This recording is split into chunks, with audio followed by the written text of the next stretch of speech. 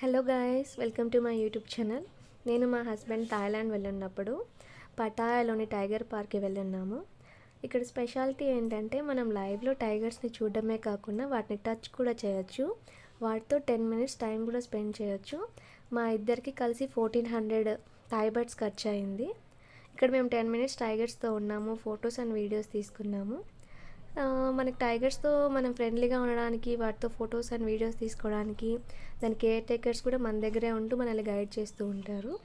And ఇక్కడ టైగర్స్ని మనం డైరెక్ట్గా ఫేస్ టు ఫేస్ చూడడం, ముందు సైడ్ వెళ్ళి టచ్ చేయడం ఇలాంటిది ఏం జరగదు.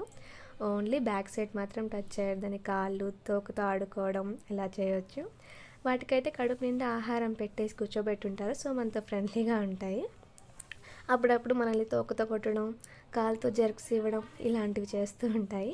మా ఆయన హ్యాపీగా ఉన్నారు కానీ లోపల భయపడుతున్నారు. అది ఇప్పుడు చూడండి, ఒక జర్క్ ఇస్తుంది మా ఆయనకి.